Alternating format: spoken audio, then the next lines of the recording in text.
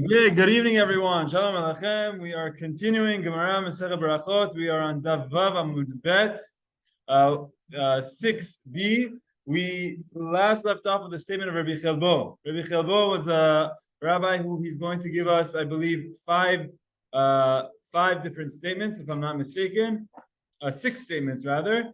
And so we just did his last statement. A lot of his statements have to do with Bet Knesset. Okay. Now, when we speak about that, we are going to speak about something, a lot of fun tonight. There's a lot of very fun Gemarot tonight, very beautiful topics. And again, we're going to enter the world of Agadah. So when we go into the world of Agadah, I'm going to remind you to put on your Agadah hats, because depending on how far we get tonight, it's going to get a little bit out there. So these are very beautiful Gemarot. There's a lot of beautiful messages. But before that, we have a lot of encouraging Gemarot. Mr. John Kamali was telling me today he's inspired now to do tefillah. He's inspired to not miss minyan anymore because he knows Hashem notices. He's scared. I said inspired. He said scared. Right here, inspired to go to minyan. He's inspired to now have his own dedicated spot of Makom Kavua. These are important Gemarot that we learn a lot of these important lessons. We're going to do some more tonight. Okay. So without further ado, Gemara Masechet Berachot 6b. We're going to pick up from Amar Rabbi Cheva, Amar Rabuna. It's 6b2. I had told you about the Knesset. We did it last time. We're just going to do it because it gives us a running start to our Gemara. Okay, I'm sharing the screen. Amar Rabbi Chelbo. Here we go. Amar Rabbi Chelbo. Amar Rabbi Zera. Amar Rabuna, rather. Hayotze Bet Knesset. When you leave the Kanisa, when you leave the Bet Knesset, Al Yafsia Pesia Gasa. Don't take long strides, large strides, meaning don't run out of Bet Knesset. You're leaving, go slow. When you're going fast, when you're taking long strides, it's like, I'm trying to get out of here. No, don't. Amar Abaye said, Lo Amran Ela Mipak. This only is an issue if you are leaving the Bet Knesset and you're done. Aval Lame'al, but going to the Bet Knesset, or leaving the Bet Knesset and going to another mitzvah, mitzvah lemirhat. It's a mitzvah to run. It's a mitzvah to run, to go to do a mitzvah, to Bet Knesset, to go to a shiur, to go do a mitzvah. Whereas when you're leaving the Bet Knesset and you're leaving a mitzvah, you should leave slowly. When you're going to do a mitzvah, you should go fast. And even if you're leaving, right? So you're leaving a Bet Knesset, you should go slow. But if you're running to go to a shiur in the other building, you can run. Okay? Aval me'al mitzvah lemirhat. Shneimar nede'a nirdefa ladat et Adonai. We will run. Nirdefa means we will chase. Ladat et Adonai, to know God, to learn about Hashem. Okay? Once we spoke about not taking long strides. When are you not supposed to take long strides? Leaving Bet Knesset. Okay? Once we spoke about that, we're going to go on a tangent. Tonight, I'm going to try as much as I can to connect the dots of the tangents. You spoke about not taking long strides when you're leaving Bet Knesset. Tangent. Another time that you're not supposed to take long strides is on Shabbat in general. Okay? Amar Rabbi Zera. Rabbi Zera tells us, Meresh, initially, when I would see the rabbis, that they were running. Rahate means to run. Pirka is a shiur. When they were running to the shiur on Shabbat, I would see the rabbis. I knew that there was a shiur, there was a Gemara shiur, there was a parasha shiur, and I would see they would be running. I would say, you can't run on Shabbat. Amena, I thought, Rabbi Zera says, Kamechalyan Rabbanan Shabta. The rabbis are desecrating, they're disgracing Shabbat. Shabbat, you're not supposed to run. You're not supposed to run. What's the pasuk? It's we said in the Kiddush of the day. Im tashiv mishabat raglecha. That means even your legs should rest on Shabbat. And one of the things we learn from that is that it's not a time of running. Now, it's not a melacha to run. It's not a melacha to run. But the day should be a day of calm. So normally, I don't know if it's not in the spirit. It's not in the spirit. If anyone here works in Manhattan, okay, you know exactly what I'm talking about. You know the guy in front of you, and you try to go, but there's oncoming. And you're like, what are you doing? You should just right. You're trying to. So this is one of the things I don't miss about the city. Right, you're trying to walk, and you have to cut people off as you're walking. I don't know why, but it's the guy. So moving. When it comes to Shabbat, no. On Shabbat, you walk slowly. I'm going to tell you a secret of mine. On Shabbat, sometimes I walk slowly because I don't want to bump into the person in front of me because I'm not interested in the conversation. I'm kidding. I'm kidding. But I mean, it's there. There have been times. There have been times where you go extra slow to fulfill this mitzvah because you don't want to bump into the guy in front of you. But there's a concept of walking slow. It shouldn't be a day of rush. Okay. So now let's see what Rabbi Zera says. Rabbi Zera says, I see there's a shiur, and I see people running to the shiur, and I'm saying, you're not supposed to be running on Shabbat. So I thought they're desecrating Shabbat.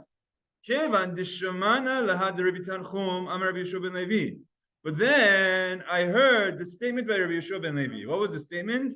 Leolam yarutz adam idvar halacha. You should always run for a dvar halacha, or others change the text to a dvar mitzvah. When there is a mitzvah, you should run to it. Even if it's Shabbat, you're allowed to run if it's a mitzvah. Shneimar, as the pasuk says, it's a pasuk in Hosea that says, Acharei Adonai, after God, going after God, Yelechu, you should go, Ke'aryeh Yish'ag, as though there is a lion roaring. Imagine you had a lion roaring behind you. What would you do? You would run for your life. That's the way you should run to a mitzvah. There's a mitzvah in front of you, run as though there's a lion coming behind you. Once Rabbi Zera said, I heard this statement of Rabbi Yeshua ben Levi. What did I say? They were running on Shabbat. The statement is you could run on Shabbat. Anna name rahetna. Now I also run. Not only does Rabbi Zera say that I understand what the rabbis are doing, but he said, I joined the bandwagon. Okay? So here you're now learning something very important. Connection to Rabbi Chelbo's statement. Rabbi Chelbo told us, what did Rabbi Chelbo tell us? He told us that you shouldn't run when you're leaving the Bet Knesset. You should go slowly when you're leaving the Bet Knesset. This statement is telling us, Rabbi Zera is telling us, you also shouldn't run on Shabbat, period. But for both of those statements, if you're leaving the Bet Knesset to go to a mitzvah, you can run. If it's on Shabbat and you're going to a mitzvah, or a shiur, divrei halacha, you can run. It's a mitzvah to run. Not only can you, but it's a mitzvah to do it. And Rabbi Zera said, at first I thought the rabbis were doing something wrong. Then I realized, no, it's a mitzvah. And I started doing it too. Okay? Good? Okay. Where can you run to a mitzvah without looking like, like I mentioned this last week. You also have to be aware of a chilul Hashem. If you're always running, like imagine you're coming to Bet Knesset, you're running and you push people. You also have to, I have a lot of stories. I'm not going to say it, but you have to be aware. Some social awareness is also very, very healthy. If what you're doing is going to have some social backlash, I'm not saying not to care about the mitzvah, but I'm saying just maybe you don't need to run, but you can move swiftly. Good? Hatzala. Oh, very good. Hatzala. That's a perfect example, and everyone understands. Imagine every mitzvah you do is like you're going on a Hatzala call. Wow, you would run sirens and everything. Amazing. Drop your job, drop everything. Baruch Hashem. Okay. Now.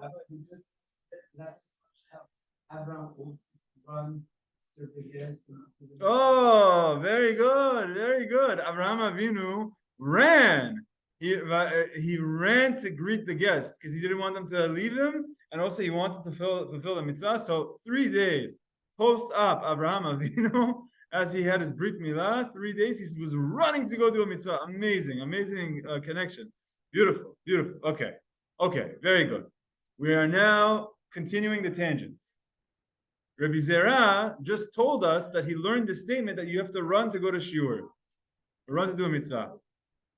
We are now going to have a series of statements, very short, 3-word sayings.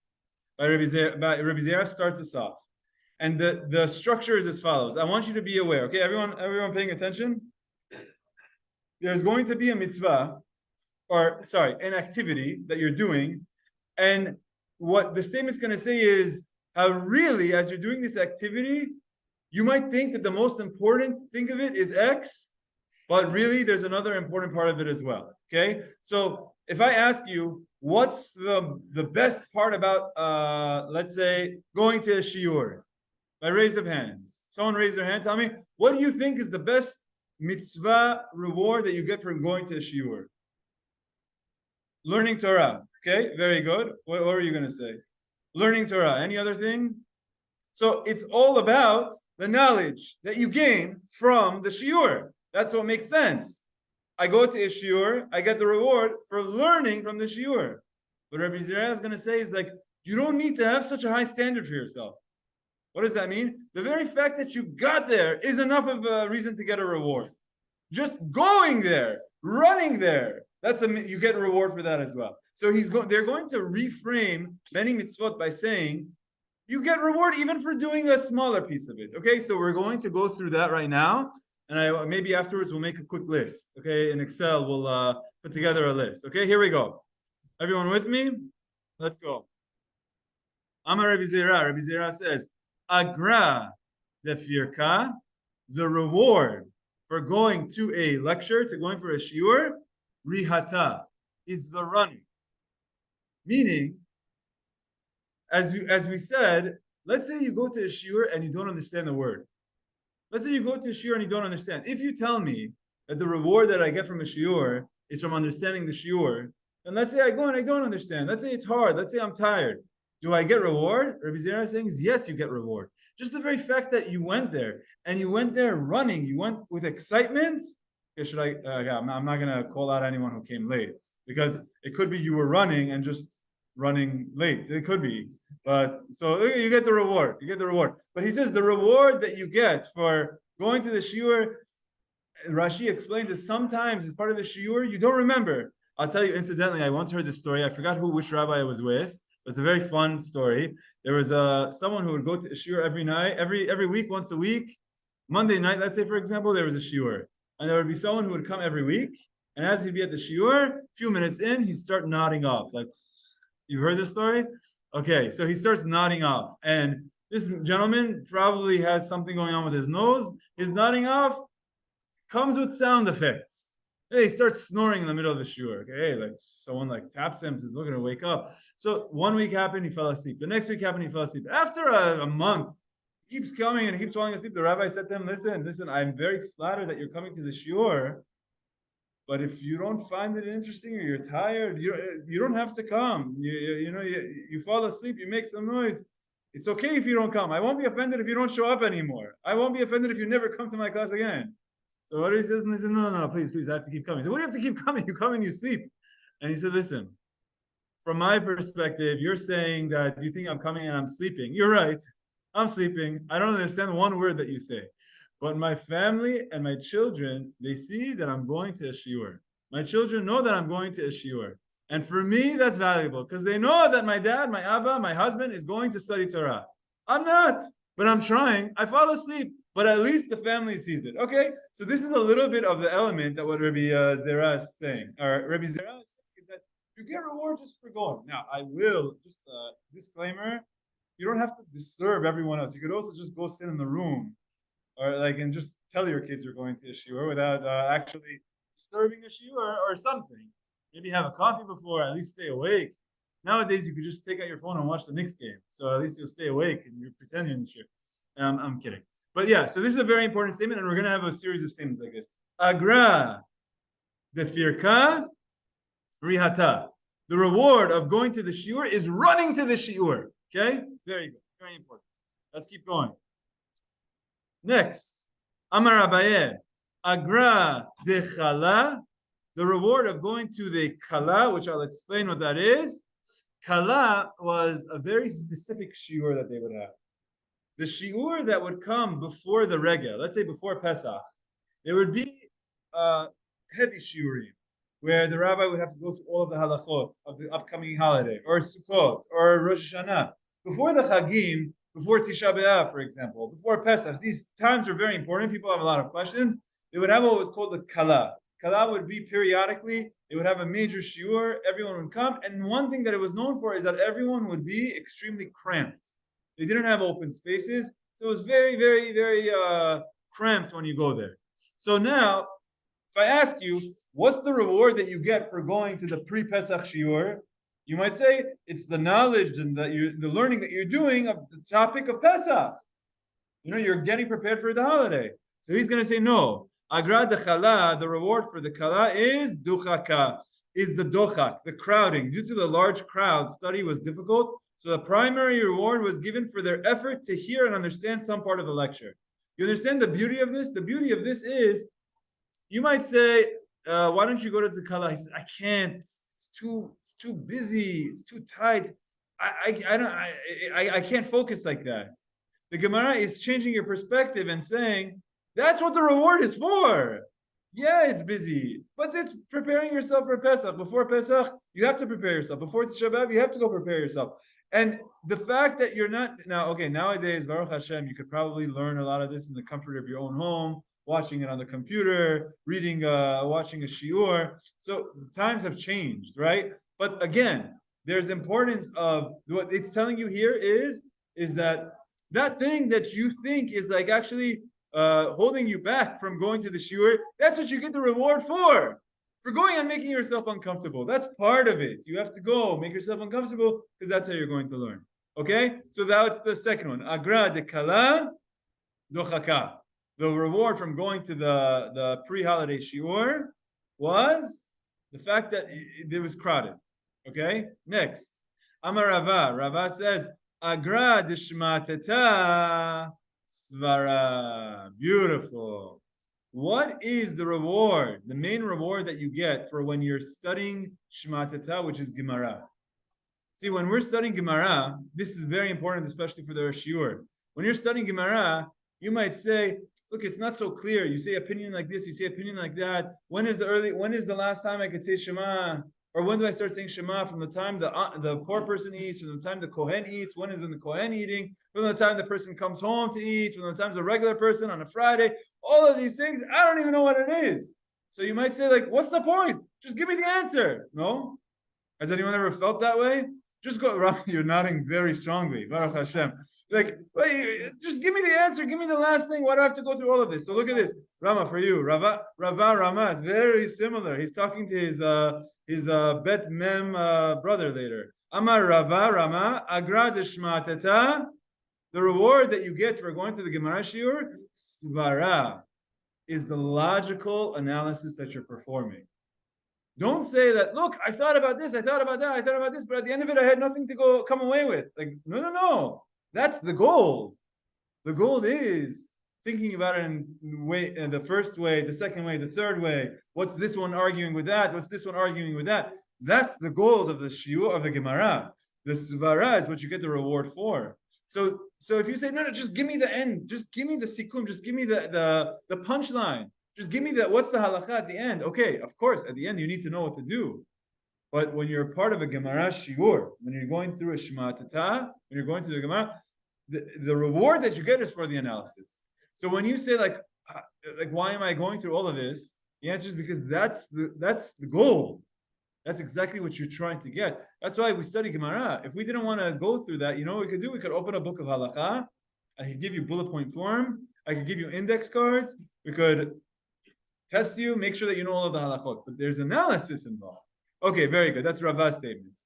Okay, at the end we're going to go through all of them. Reminder. Okay, Amar Rav Papa. Rav Papa comes in with his Agra de Bet Tamya. Oh, beautiful. Okay, there's two ways to explain it. I'll do one at a time. Agra de Bet Tamya. The reward that you get for going to a Bet Avel. What's a Bet Avel? House of mourning. Okay, Shilonida. Someone passes away. What do they say when someone passes away? The person is. You say they're doing a sitting shiva, for example. They go during that week, they sit in their house, they're just sitting there. What reward do you get for going there? Here's what he says. Shetikuta, being quiet. You don't need to say a word. When someone goes to mourning, they want to say something, they want to make the person feel better, they want to say this, they want to do that. What Rav Papa is saying is listen. Don't put so much pressure on yourself to have to say something. You don't have to say anything. All you gotta do is go give the person a hug. Just tell just cry with the person.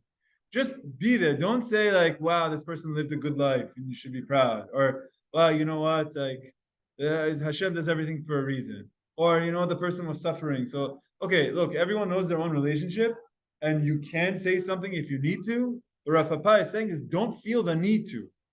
All you need, and I felt this anxiety in the past where I go somewhere and I don't know what to say. you don't know how to cheer up the person. And really, the truth of the matter is, what Papa is saying is, don't worry so much about what you have to say. Just don't say anything. Let the person lead the conversation. If the person wants to say something, they'll say something. If the person says, thank you for coming, you say, of course, I'm very sorry. And that's it. You don't need to talk so much. That's what he's teaching us. Now, there are times where you need to talk. There are times where someone needs to get up there and give a eulogy. There are times where a person needs to. Fine. But what Rav Papa is saying is, don't think that you get the reward for coming up with the most beautiful consolation words. Just showing up, just being present, just showing the person that you care is enough. Yeah. How is the reward silent? You don't get out of the reward. How is the reward? Person getting rewarded and what's the reward? Okay. Silence. So I'm explaining. Silence. So the way I'm explaining it now is by showing up. You don't need to say anything. You can remain silent just by your presence. Okay, so the word shetikuta, being quiet in this context, means your silent presence. Your silent presence, you get reward for. So that means, let's say there's a didan, and you go and you see the person and you don't say anything. You might say like, what am I gonna go do? I didn't say anything to the person. Just being there is enough? Exactly. So when they have a didan and you're gonna say like, I don't know what to say, I'm not even gonna see the person. Is the person even gonna notice? People notice. People very often notice. They know that you're there. They'll appreciate it. You'll be present. That's enough. That's one way of explaining it. Yeah. And stuff three in the berry, or I don't know. When there's a Shabbat. Okay, very good. So, question: everyone heard Tomer's question? So, is there an answer? Anyone know the answer? Sorry, Rabbi, what did he ask? His question was: isn't there a halacha that says you shouldn't be talking about unrelated things during a burial? We covered this. Where? When? Gemara Berachot. So yes. So we did. It's in our Gemara. I believe it's on Daf Gimel, if I'm not mistaken. There's a Gemara that tells us that it's a machloket. Daf Gimel, maybe. Here we go. Yeah, I was right. Gimel Amud Bet. En omrin b'frei hamet ela devrav shamet. So that's Gimel Amud Bet. So that's very good. So very good. So this could be like what you're saying. One way that I had explained it. Okay, very good. So let me explain it another way. Way number one, what was the statement? Let's read the statement again. Agra de betamya, the reward that you get for going to the house of the dead, which we said is the house of mourning, is shetikuta, is for the silence, which is the optimal manner for those consoling the mourners to express their empathy. See that, Rama? Silence is the optimal way to show your empathy. If you start saying something, you might actually be doing damage. You keep your mouth shut, that's the best reward that you could get. Now, there's another aspect of this. Beit Hamya could be where the actual body is, right? And there is this concept of when you're there, you get reward for remaining silent. That's what Tomer is saying. This could be like during the burial, or it could be like during taking care of the body. It's not a time for conversation. It's a time for focus and respect for the dead. That is another concept. Very good. There's a third answer. Flip it. It's talking about the mourners themselves, which is a very difficult idea, but there is this concept of when Aharon HaKohen's sons died in the Mishkan from Parashat Shemini. What was Aharon HaKohen's response? He was Vayidom Aharon. He remained silent. And this is fitting with that, meaning when God challenges someone and they are mourning, not to question what God is doing, that is the reward. So that's like what Rabbi Yochanan would go tell someone and said, "Why are you worried about your son dying? Here's the 10th. This is the bone of my 10th son." Remember, I mentioned I don't know if it's the most sensitive thing for someone else to say it, but here this is what the Gemara is telling us. Okay, so the way I like it the most, the one that resonates the most with me, I give you three answers. What does it mean that going to a mourner's house, the best reward is quiet? It's either I'm going to visit the mourners remain silent. That's enough. That's enough. Your presence is enough. Or the way Tomer is saying it, when you're going to the burial where the body actually is, don't say anything. Focus on the body. Focus on the person. Don't disrespect the body by talking about other things. Or the third is it's talking about the mourner himself. The mourner himself was they say nashokri, right? What does nashokri mean? Like saying negative things. It's very hard to say that because ultimately, when someone is in that position, I'm not there to question what people's reactions are, but it's preparing us that Shalom Eda, when someone goes through some suffering, not to question God. Okay, let's keep going. So, Rabbi, can I ask a question on this? Of course. The other Ooh, cases. you're asking questions, yeah. You're the king of questions. Yeah, please go ahead. Thank you. So the other cases, they bring the action tied to the mitzvah, which isn't the optimal case. So like learning Gemara, for example, you get the reward for understanding the back and forth or the logic, but not necessarily for the halacha itself. So in the case of a mourner, what's the optimal case? I guess silence. It sounds like silence isn't. It sounds like there's something more that. Oh wow. Okay. David is bringing out a very, very good point. David is saying how this Gemara is telling you that there's something that's second place, but that's good. Right? So that's the pattern that David is saying, right? So going to the shiur, what's second place? Getting the reward for the running. Okay, yeah, number one would be to understand the words, but even number two, just running, that's good enough. That's what David is saying, right, David? That's your question? Yeah, exactly. Right? So going to the shiur before the chag, the main thing is to get the content of the kala, the shiur, but even just being uncomfortable and being present, that's enough. So that's like second place. So going to the one about visiting a mourner, it sounds like not saying anything is second place. So what is first place? I think the answer is to console the person with the correct words.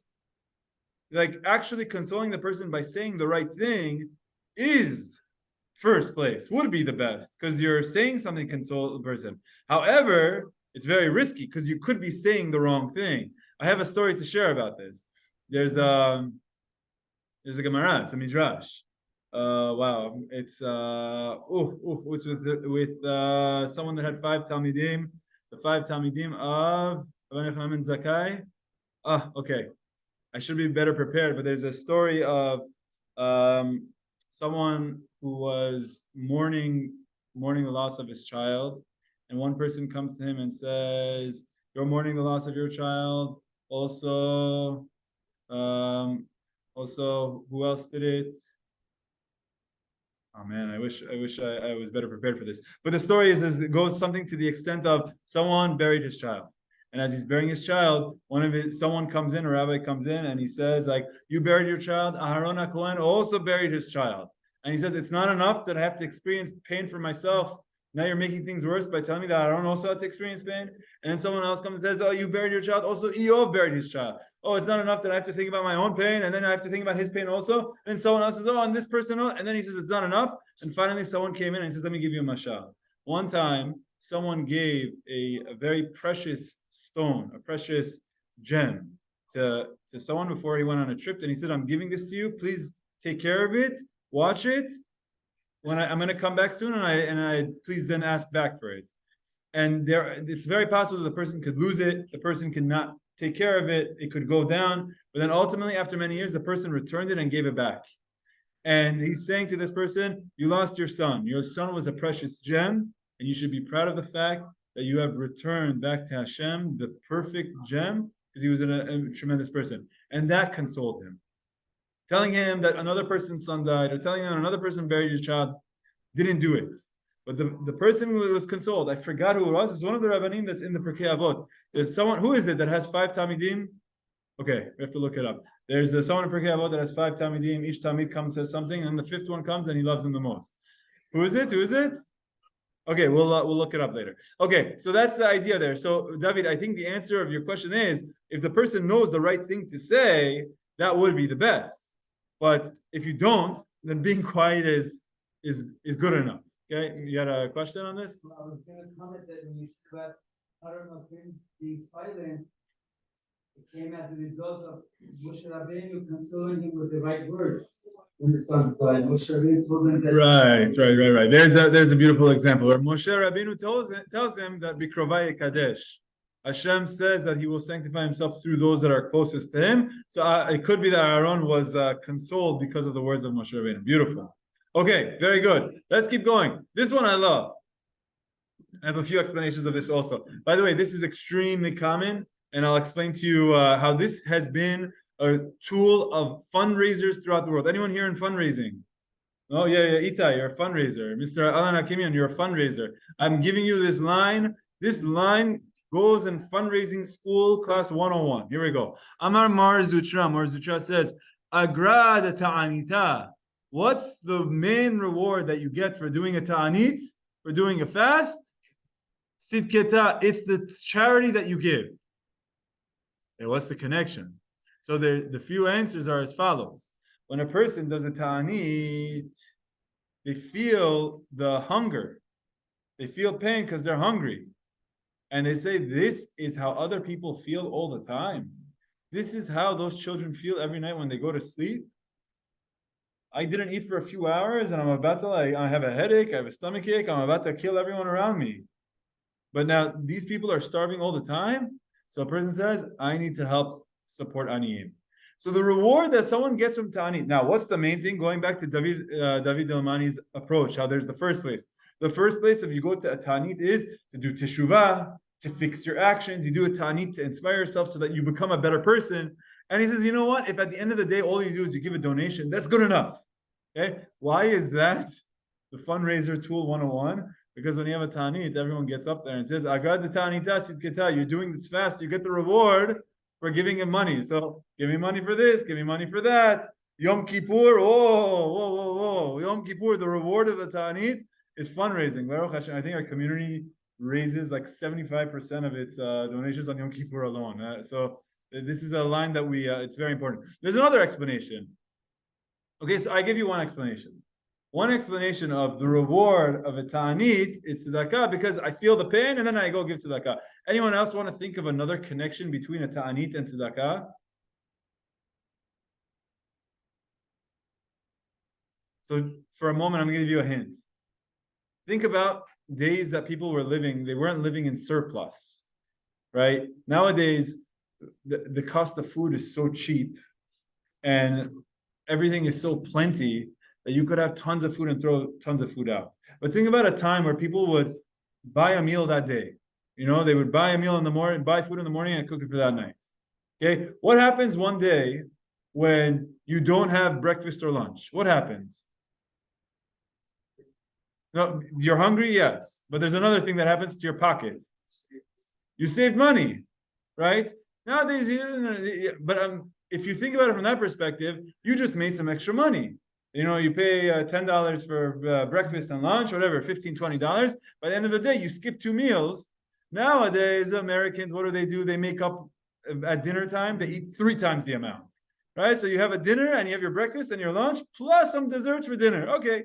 But if you think about, if you're just going to skip breakfast and you skip lunch, then you come to dinner and you eat dinner, you say, look, I had that extra $20. Let me give that to charity. That's another aspect of it. So you're saving up. I think in the world that we're living in, I don't think that's it's not an experience that people have. Like, oh, I saved money on breakfast today. Maybe some people. So, but that's an idea. So the pain that I feel, it's the first answer. It pushes me to do tzedakah, or the money that I save pushes me to do tzedakah. Okay? Who the fundraisers in the room got it? Next time we have a Tanit coming up. What? Asara b'tevet. We have 2 months. Kislev tevet. We have some time, but Asara b'tevet. Agra de ta'anita sidketa. The reward that you get for doing the fast is the tzedakah that you give. Okay. Next, Amar Rav Asher.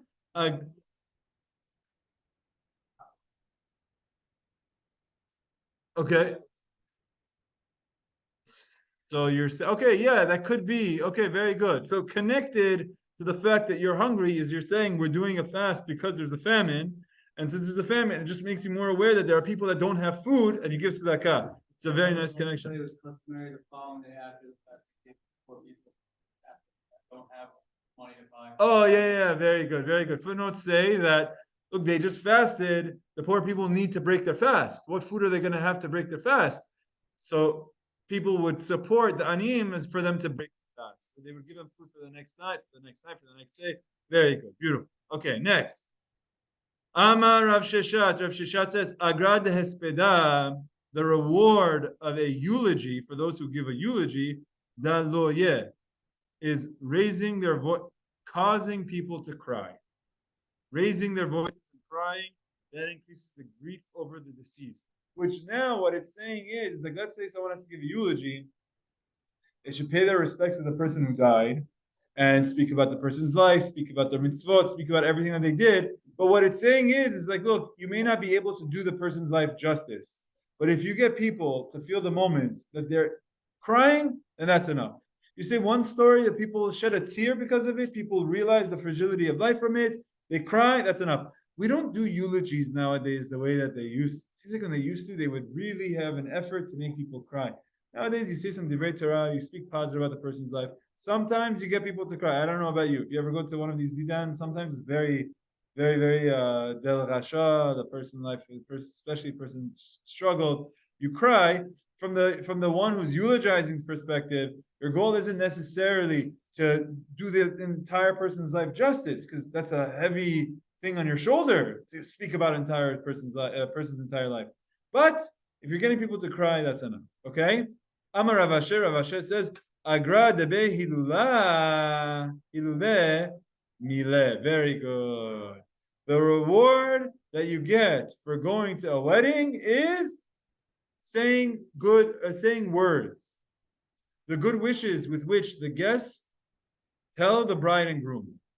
So there's a whole Gemara Masechet Ketubot that says how you should speak about the kala. You should tell the guy, she's gorgeous, she's beautiful, you guys are match made in heaven, you guys are perfect for each other. Oh, my favorite is there is a concept of when you go to the wedding, you speak about the wedding, you speak about the chatan, you speak about the kala, you're perfect for each other, you guys are amazing, this was the best wedding in the world. Even though very often I was at the same exact wedding 3 nights ago and we'll be there another 3 nights, still, your wedding was special, the dance floor was amazing, everything about the music went, it's the best DJ in the world. These things, you get reward for, that's the reward for saying it. You might say it's not original, but it's okay.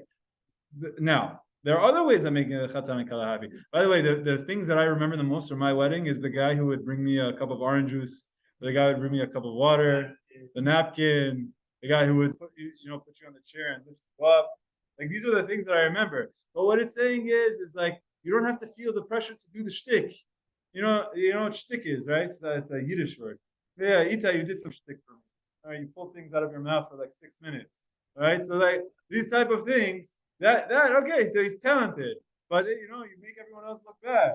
But no, you don't have to worry about that. All you have to do is show up, say something to the chatan and kala, tell them how beautiful they look, tell them how amazing the wedding is, tell them how they're a perfect couple for each other, tell them how you love the food, you love the music, you love the dancing, you love the hall, everything about it was amazing. That's the mitzvah. Has it ever happened? What is it? Extra Galgalat? Yeah. I mean, the Hakimians are in a different league.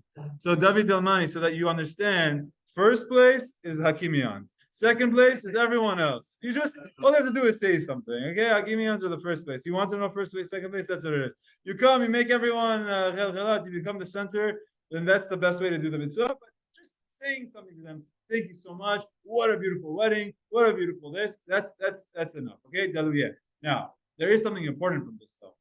If you ever go to a wedding, you don't say anything to the chatan, you don't say anything to the kala, you don't say anything to any of the family members. All you do is you come and you went to the open bar. I don't know. It's like he doesn't say agra what is it? The behilule shikra is like getting drunk. It doesn't say becoming a shikor. Okay, some people have that version. Right? You can do that, but he's telling you what you have to do is you have to speak about people. You have to speak about the person. Chatan kala. Okay. What is it? You just show up and have a drink. Look, I know sometimes it's hard. Sometimes it's hard to go say hi to them, but you should say it. Yeah, dancing, very good. Ketzad miraktin lifnei hakala. The Mishnah asks, how do you dance in front of the Kala? It says, you say Kala na'ava chasuda, you say she's beautiful. So even as you're dancing, you say, wow, beautiful. You know, say something like that. Okay, very good. Wow. Okay, let's keep going. This next, this is a tangent. Now, it's a tangent going back to Bet Knesset. Okay? So when we're speaking about, okay, hold on, let's do a quick 1, 2, 3, 4, 5, 6, 7. There were 7 statements of Agra, the 7 Agras, the rewards. Let's just go through them quickly. Can anyone raise of hands? Tell me, what are the 7? We have 7 of them. Go. Who wants to say one? The reward for going to the shiur is running to it. Very good. Another one? Yeah, going to the shiur of the kala before the holiday is being cramped up. Okay, someone who didn't answer. You have 5 more to go. Someone who didn't answer. What? Going to a mourner's house is silence. Just your presence. Very good. Okay, the reward for learning Gemara is the logical analysis. Very good. That's 4. Very good. The reward of giving a eulogy is getting people to cry. That's enough. Good. The agrad tanita of going on a fast day is giving tzedakah. That's the reward for the fast. And the last one.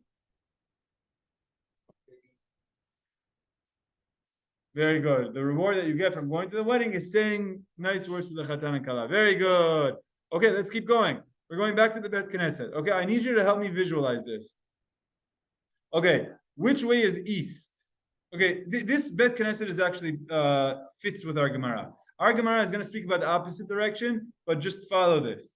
Here, where is the front entrance of this? The front door entrance of the Bet Knesset is here. Okay, this entrance. Which way is east? Here. So if I had to say east is this direction, facing this direction, and the main entrance door is on the western side of the synagogue, facing to the east. Okay? The Gemara is going to talk about someone who is in the back of the Bet Knesset. There's a lot of different opinions, but I'm just going to go straight to the chase. We're going to talk about someone who decides, I'm not going to go inside the Bet Knesset. I'm going to stay outside the Bet Knesset, which means that someone who decides in our configuration, they're going to be outside on the sidewalk. Okay? Let's say you have a Bet Knesset, the doors are open, you could come in, and you know which way you're facing east. The guy is on the sidewalk instead. Okay? And one more element I'll throw into it is that he's facing the wrong direction. So the guy is doing 2 things wrong. Number 1, he's not coming in to pray, and he's going to pray. But he doesn't come inside, he stays outside, and he puts his back to the direction that everyone else prays. This guy, it's almost as though his actions is showing what? That it's like, what is it? He doesn't care. It's almost like the guy's like doing a protest or something, where everyone is going like this, and he's, I'm going to go like that. Okay, this Gemara is the Gemara of protests, of a rally. When the truth is this direction, and you go in that direction, right outside of it. Okay, you could try to see where my mind is these days, and where I view this Gemara. Now let's see what it says. It says as follows: Amar Rav Huna. Rav Huna says, "Kol hamitpalel acharei bet knesset." Someone who prays behind the bet knesset, which I explained means outside of the front entrance, nikra rasha. That person is called a rasha. What he's doing is he's showing that his complete disregard for the Bet Knesset. That person is a rasha. And the person is praying, but he's praying outside in the wrong direction. The person is a rasha. Shneimar, as the pasuk, it's a pasuk in Tehillim that says, Saviv Rishaim Italachun. Saviv is going around, which means not inside, but they're around. That's where the Rishaim go. They don't go inside the Bet Knesset, they go outside the Bet Knesset. Amar Abaye adds and qualifies the statement. Lo Amran, this is only referring Ela de lo mahadar apeh lebeit kenishta. When he's not facing, this whole statement that says if someone is outside the Bet Knesset, he's a rasha, that's when he's not facing the right direction. Aval mahadar apeh lebeit kenishta, but if he's facing the correct direction, there's no issue. Which, thank God for this, because there's many times you see people coming late and they go outside the kanisa and they're praying outside the kanisa, right? Maybe not outside in the street, but definitely outside of the room. Upstairs, you see sometimes someone in the hallway right? Because you're a little bit, or downstairs, the 8:15 minyan. I remember there would be a point where you would have like 20 people outside of the actual Kenisa, but they're facing the right direction. That there's no problem. The problem is when someone is outside facing the wrong direction, it's they're protesting something, and they're saying like, this is wrong, this is the right way. They're showing their back to the direction of everyone else. That is a terrible act. That's called a rasha. Okay? The person might say, oh, look, I'm praying. Okay, thank you. We don't need your prayers. You're a rasha. Right? So this is, obviously, it's a very, very harsh statement. And if you thought that was harsh, it's going to get even harsher. And I reserve the right to address no questions for this Gemara because I can do whatever I want. Ahu Gavra, there was a man, that he was praying behind the Bet Knesset, and he wasn't facing the direction of the Bet Knesset. So he was facing the wrong direction. Exactly this case. Eliyahu haNavi came. Eliyahu haNavi came to him. Again, I'm not taking questions. Eliyahu haNavi came to him. He saw him. Idmele kitaya. So Eliyahu haNavi turns himself into an Arab. Amar leh, he said to him, Kedo bar. By the way, if anyone knows Persian, how do you say two in Farsi? Do. Over here they do the nekuda of do, but it's do. Kedo bar. It looks like, oh, okay. What do they translate in the art scroll? Oh, no. Disguise is idmele kitaya. He disguised himself as an Arab, and Amar leh, he says to him, you stand before Hashem and act as if there is two powers in the world. Kedo bar kayamta kameh marach. You're standing in front of your God as though there are two of them. Why two of them? Everyone is facing this way, you're facing that way. It looks like they're praying to this God and you're praying to that God. You don't agree with them, you're praying to something else. Shalaf safsere, he took out his sword, the katla, and he killed him. Okay, we're going to move on to the next Gemara. There is this odd Gemara here, but I want to explain. I want to explain a little bit. There's something that clearly is very intense about this act.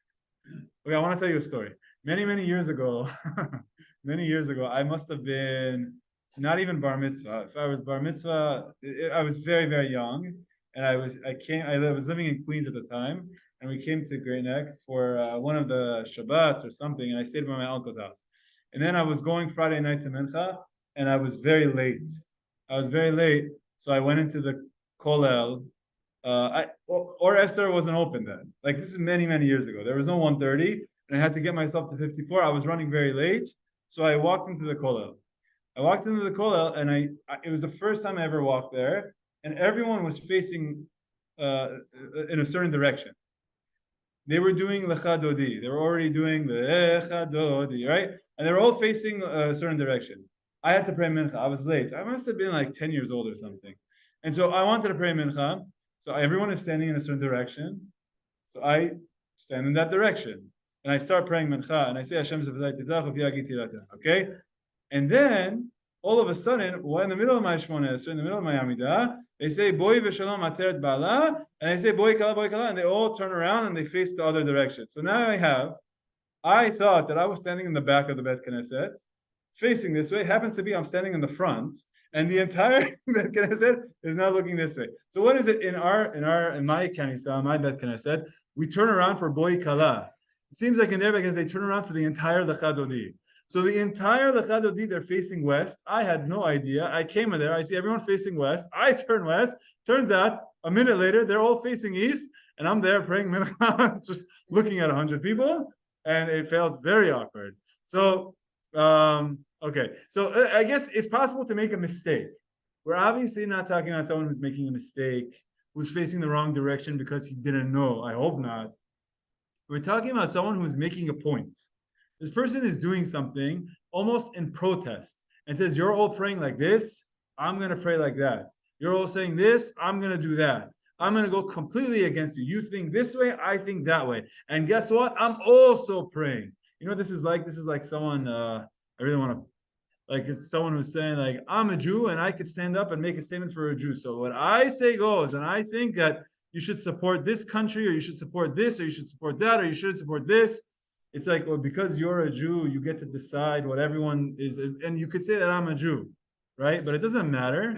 If you're going in the opposite direction of everyone else, then Nikra Rasha. So the person is called Rasha. And it's might be worse, better off if you weren't praying. You're coming and you're praying, and now you think that you're okay, fine. So this is why this story must have been something that someone was protesting against the Bet Knesset and saying, you're all doing this, I think that way is correct. And Eliyahu haNavi came and said, like, okay, we'll make sure you never do this again. Right? And now, does that mean Eliyahu haNavi was real? Does it mean maybe the person got sick and died? Maybe someone actually killed him. Maybe it was an Arab merchant that actually mugged the person and just killed him. It's possible that all of a sudden there was an accident, someone mugged the person and killed him. These things happen. So what the exact story was, I don't know. But clearly the Gemara is talking about someone who is protesting something, doing something against everyone else. And the Gemara is saying, if you're going to go on the back of the Bet Knesset, focus in the opposite direction and say this is the real direction, then Eliyahu haNavi comes and says to him, like, you're acting as though there's two separate gods here. Everyone is doing one thing, you're going the opposite direction. And then he ended up killing him. Does that mean he actually killed him? I don't know the exact details, but that's what it says. Very often these stories are put in a way to explain, like, the guy ended up dying because of what he did. Now, again, we're not talking about someone who is going again. Let's say everyone is doing something wrong and you turn and you do something right, then that's an admirable thing. But we're talking about someone here that was trying to start a protest of some sort that wasn't l'shem shamayim. It wasn't for the right reason. Okay, with that, let's keep going. Okay, very good. We'll probably do this line and then stop. So now the pasuk that was used to say that Rishaim go around was Saviv Rishaim italachun kerum zelut livnei adam. This is the pasuk. I want to show you this pasuk. It's a pasuk in Tehillim chapter 12. It says Saviv Rishaim italachun. The wicked walk around. David HaMelech is saying that I'm surrounded by my Rishaim. By Rishaim are surrounding me. But the Gemara's interpretation of this was that Rishaim go and they stand outside the Bet Knesset. Fine. The rest of the line says kerum zelut livnei adam. What does this mean? Is kerum, something is exalted, room is high, zelut, when it's actually low. You take something low and you raise it high to show to people. Livnei adam, to amongst the children of men. So what this line is talking about, Rishaim are everywhere. Saviv Rishaim italachun. Rishaim are everywhere. And they're taking the wrong thing and they're lifting it up and they're waving it and everyone is looking at it and everyone is proud of what they're doing. When really they're taking the lowest thing and they're bringing it up. Okay? Or it could be they're taking that which is high up and they're degrading it and bringing it down. So I'm speaking in code because now you're going to see what the Gemara says. Like, what does this line mean? The Gemara wants to know, what does this line mean? What does it mean that you're taking something low and bringing it up, or you're taking something up and you're bringing it down? The Gemara is going to explain that this has to do with this guy who is using tefillah as a tool to protest something. He's taking the greatest thing, prayer, or a talit. I don't know if you've seen these things. The guys are wearing a talit, and they go on, they stand something to. You're taking something kadosh, something high, and you're disgracing it. That's the Rasha. So let's go ahead and see what the Gemara says. Amar lehu ha'u merabanan Rav Bibi bar Abaye, Rami la Rav Bibi Rav Nachman bar Yitzchak. There was a discussion between the rabbis and Rav Bibi bar Abaye, or between Rav Bibi to Rav Nachman Yitzchak, and he asks, "My kerum zelut livnei adam." How do you understand the rest of this pasuk that says, when vileness is exalted among the sons of men? Amarle, this is what it says. Elu divarim she'omdim berumo shel ha'am. This is when people take the things of utmost importance, like tefillah, uvnei adam mizalzelim bahen, and then people use it and they abuse it. They treat it with contempt. They take something that's high and they disrespect it. That is what this pasuk is talking about. If this person wants to protest something, fine. But if the person does it by going outside the Bet Knesset and pointing in the opposite direction and saying that's the way it should be, you're taking something exalted and you're disgracing it. That's the Rasha. Saviv Risha'im Italachon. That's much worse than you have your opinion, you have your opinion. But why do you have to go to the Bet Knesset and to disgrace it? Okay? So that's how this understands it. There are certain things that are standing in the highest upper echelons of the world, which is tefillah, and people disgrace it. People mistreat it. Okay? It could be in this negative way. It could also be in a way of like people just not respecting tefillah. Okay, so this is teaching you the importance of tefillah. Tefillah is extremely important. Don't use tefillah for your own agendas. Don't disgrace it. Respect the tefillah. If you don't want to pray, you don't want to pray, but don't use the pray and disgrace it and put it down in a negative way. And it's something that stands berumo shel olam at the highest levels of the upper echelons of the universe. Rabbi Yochanan, Rabbi Elazar, Damri Tarvayu, they understand this pasuk a different way. Rabbi Yochanan and Rabbi Elazar understand this pasuk a different way. Kevan shenistarech adam labriot, when someone needs to rely on others, when a person needs the help of others, panav mishtanot kerum, his face will change colors like a kerum. Kerum it's going to tell us what it is. It's a type of animal that face changes colors, like a chameleon. A chameleon's face changes colors. It seems that there is some animal called a kerum, which we're going to say right now, that its face changes colors. So what? Shneimar kerum zelut livnei adam. When a person is poor and they need to rely on others, their face becomes like a kerum livnei adam, to the other people. What does that mean? My kerum. What does the word kerum mean? Ki ata Ravdimi amar.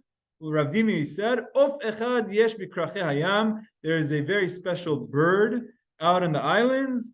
Ukrum shemo, and its name is a kerum. V'kivan she'achama zorachat, and whenever the sun flashes on it, shines on it, mitabech lekama gevanim. It changes different colors and different angles. You see different colors. There are certain animals like this that, like, depending on the way the light shines on it, it changes colors, or like a chameleon changes colors.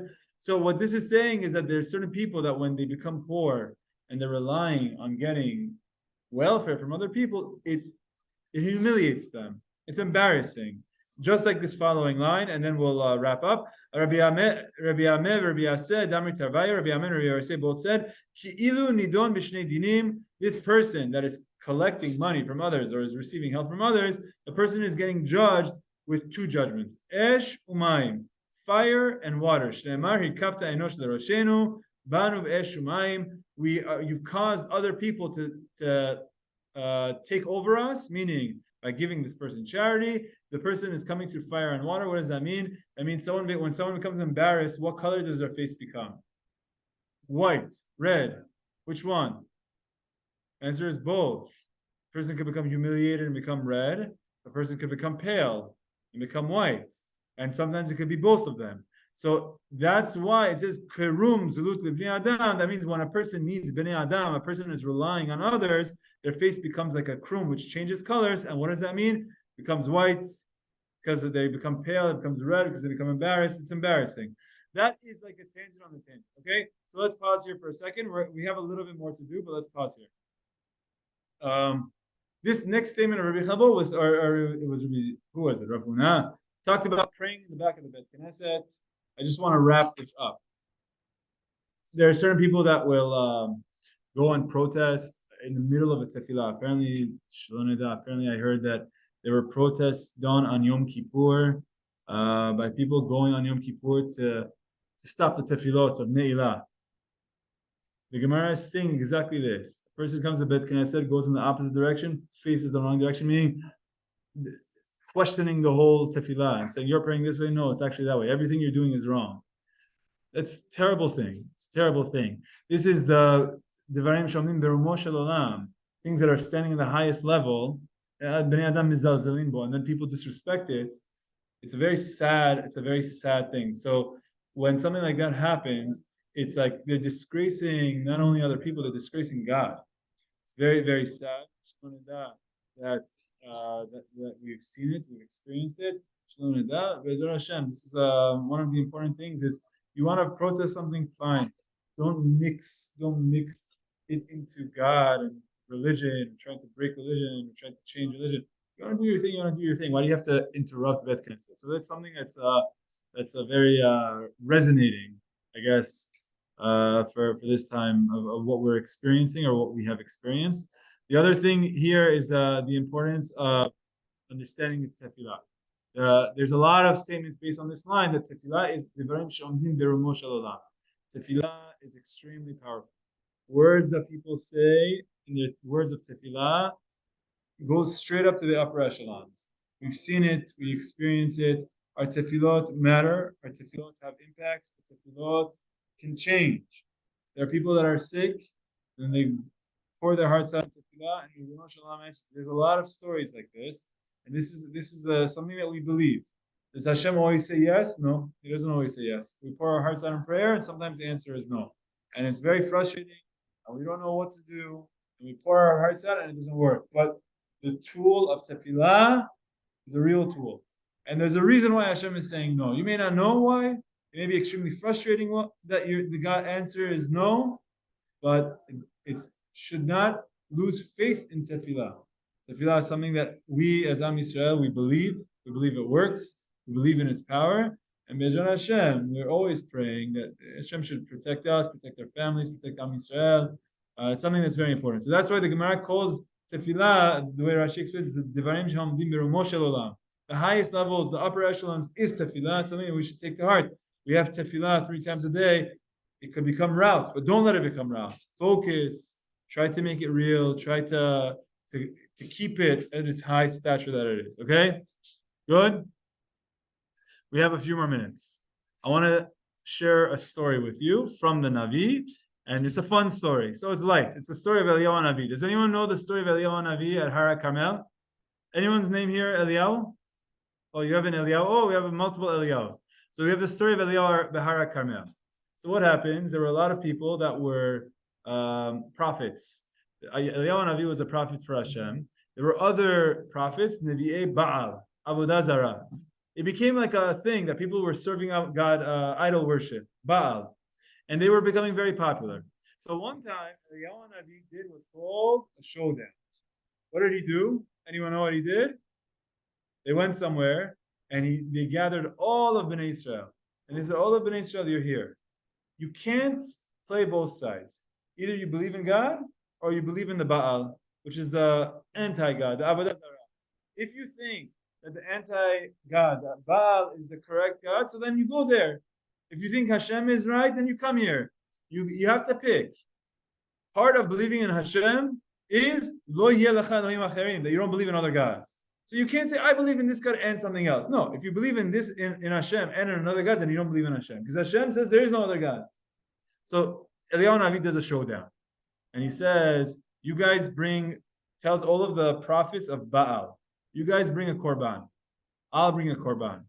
Both of us, we don't add fire to the sacrifice. You have an altar, you put an animal, you bring some sort of a sacrifice, but no fire.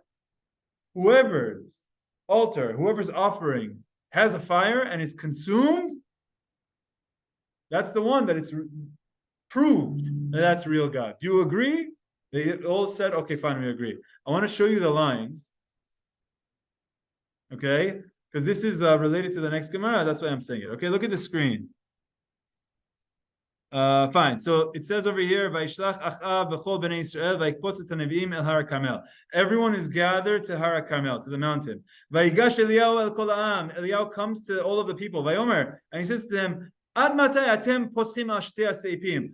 How long are you guys jumping back and forth between these two gods? You got to pick. Im Adonai Elohechem lechu acharav. If you believe in God, then you have to go after God. V'im haBaal lechu acharav. And if you believe in Baal, go after him. Go after that. And they didn't answer. They weren't ready to commit. They said, we don't know which one is real. So he says, okay, you know what? Eliyahu says, Ani notarti navi l'Adonai levadi. I'm the only one on God's side here. And on the Baal side, there's 450 prophets. You have 450 prophets. I'm the one. Okay? We'll have 2 bulls. And we'll each get to bring one of the bulls, and you guys pick first, because there's more. You get to pick whichever bull you want. Put it on the altar, on the wood, but don't put fire. And I'll take the other animal, and I'll put it on the wood, and I won't put a fire. We each make a sacrifice, but we don't put the fire. Ukratem b'shem Elohim, you pray to your God. V'ani ekra b'shem Elohim, I'll pray to my God. You pray to your God, I pray to my God. And whichever God answers and brings the fire, that's the proof. That's the real God. It's a very simple showdown. You bring a sacrifice, I bring a sacrifice. Don't bring the fire. Let's see which one actually gets consumed. They said, okay, good. Very simple. We'll do it. So Eliyahu says to them, you go first. I'll let you go first. Because there's 450 of you. I'm only one. You go first. Go pray to your God. Don't put a fire. So what do? So they take an animal and they pray to Baal, to this idol. From the morning until the afternoon, they had all day long. They're praying. Answer us, answer us. Nothing. Quiet. Crickets. They were just hanging out, waiting. Toward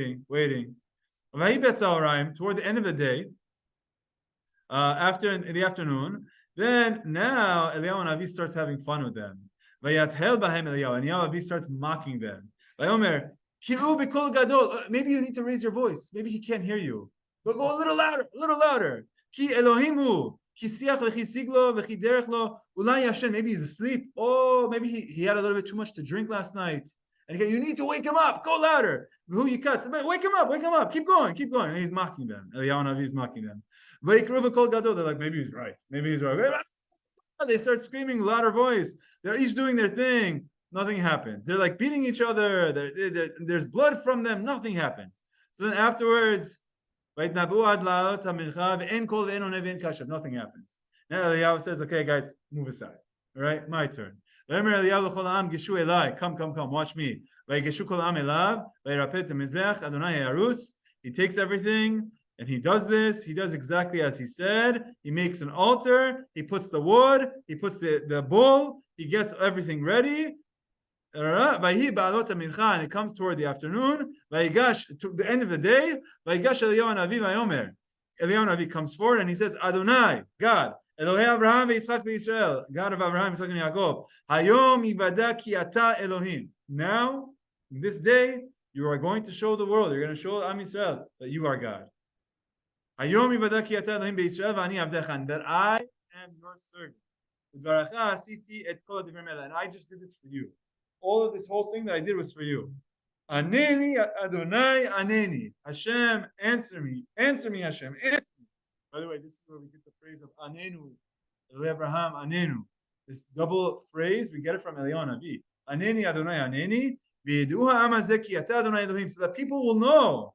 V'tipol esh Adonai. Then a fire came down. V'tochal et ha'olav et ha'etzim. It consumed the fire, the korban, the wood, and it worked. Everyone saw, they fell to the ground. Adonai hu Elohim. Adonai hu Elohim. And people saw it, they said, God is the real God. This is all from Yom Kippur. Adonai hu Elohim, Adonai hu Elohim.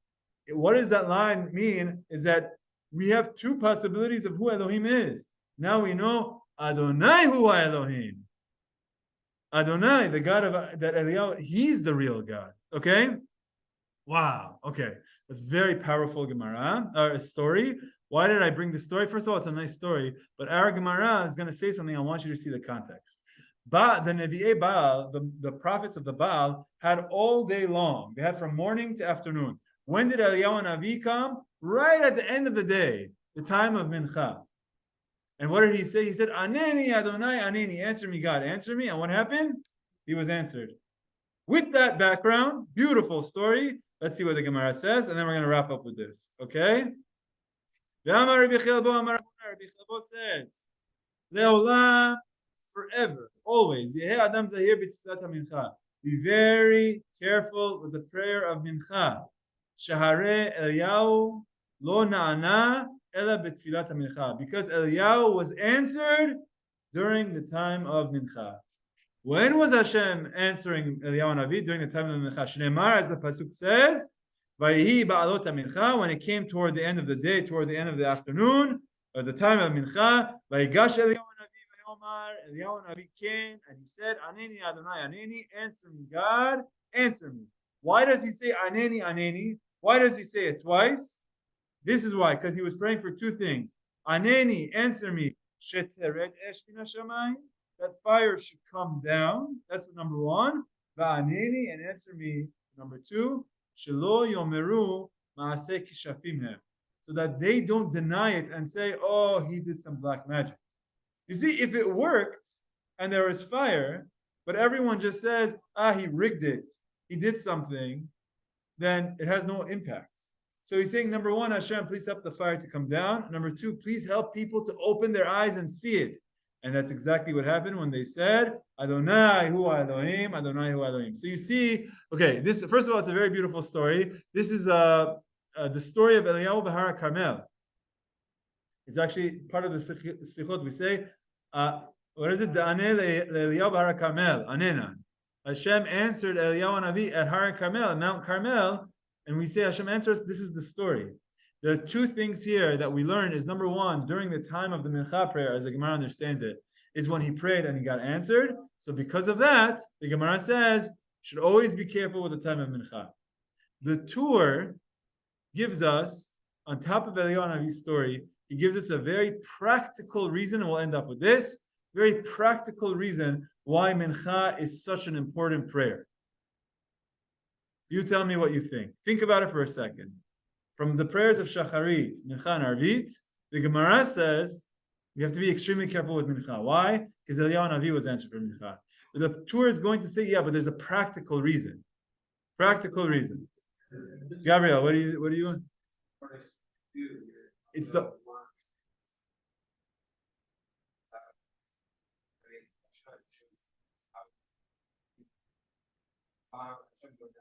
very good. What Gabriel is saying is perfect. Shacharit, look, whatever time you're going to wake up a half hour earlier. Wake up an hour earlier. Wake up 45 minutes earlier. Pray it. Arvit, whatever time you're going to go to sleep 10 minutes later.